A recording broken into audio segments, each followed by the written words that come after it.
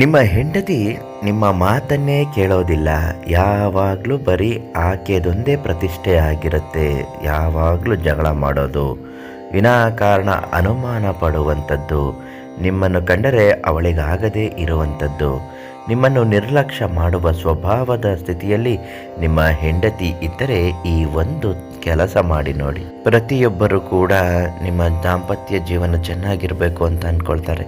ಕೆಲವು ಬಾರಿ ಗಂಡನಿಂದನೋ ಅಥವಾ ಹೆಂಡತಿಯಿಂದನೋ ವಿನಾಕಾರಣ ಮನಸ್ತಾಪ ಮುನಿಸುಗಳು ಬಂದಾಗ ಅದು ದೊಡ್ಡ ಮಟ್ಟದಲ್ಲಿ ತಿರುಗಿಕೊಳ್ಳುವ ಸಾಧ್ಯತೆ ಇರುತ್ತೆ. ಇದನ್ನು ಮಾಡಬೇಕು. ಗಂಡ ಹೆಂಡತಿ ನಡುವೆ ಯಾವಾಗಲೂ ಅನ್ಯೂನ್ಯತೆಯ ಮನೋಭಾವಗಳು ಬರಬೇಕು ಅನ್ನೋದಾದರೆ ಮಂಗಳವಾರ ಅಥವಾ ಶುಕ್ರವಾರ ಈ ತಂತ್ರ ಮಾಡಿ. ಅದರಲ್ಲೂ ಪ್ರಮುಖವಾಗಿ ಗೌರಿ ಗಣಪತಿ ಹಬ್ಬ ವಿಶೇಷ ದಿನಗಳಲ್ಲಿ ಇದನ್ನು ಮಾಡೋದ್ರಿಂದಲೂ ಬೇಗ ಫಲ ಸಿಗುತ್ತದೆ.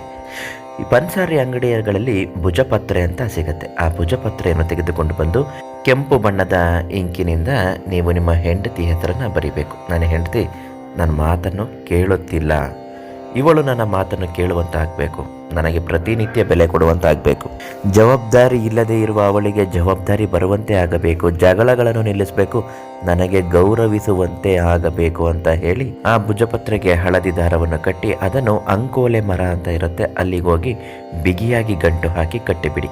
ಅದಾದ ಮೇಲೆ ನೋಡಿ ನಿಮ್ಮ ಗಂಡ ಹೆಂಡತಿ ನಡುವೆ ಎಂತಹ ಸಾಮರಸ್ಯ ಜೀವನ ಇರುತ್ತೆ ಅಂತ. ತುಂಬ ಅನ್ಯೂನ್ಯವಾದ ಜೀವನ ನಡೆಯುತ್ತೆ. ನಿಮ್ಮ ಹೆಂಡತಿ ನಿಮ್ಮ ಮಾತನ್ನು ಕೇಳುತ್ತಾರೆ. ಅವರಿಗೆ ಬೇಕಾಗಿರುವುದನ್ನೆಲ್ಲ ನೀವು ತೆಗೆದುಕೊಟ್ಟು ಬಿಡಿ. ಆಗ ನೋಡಿ ನಿಮ್ಮನ್ನು ಕಂಡ್ರೆ ಎಷ್ಟು ಗೌರವ ಪ್ರೀತಿ ಕೊಡ್ತಾಳೆ ಅಂತ. ನಿಮ್ಮ ಸಮಸ್ಯೆಗಳು ದಾಂಪತ್ಯದಲ್ಲಿ ತೊಂದರೆಗಳು ಆಗುತ್ತಿದ್ದರೆ ಅದಕ್ಕೆ ಶಿವಾನಂದ ಗುರುಗಳಿಗೊಂದು ಫೋನ್ ಮಾಡಿ ಸಂಪೂರ್ಣ ಸಮಸ್ಯೆಗೆ ಪರಿಹಾರ ತಿಳಿಸ್ತಾರೆ.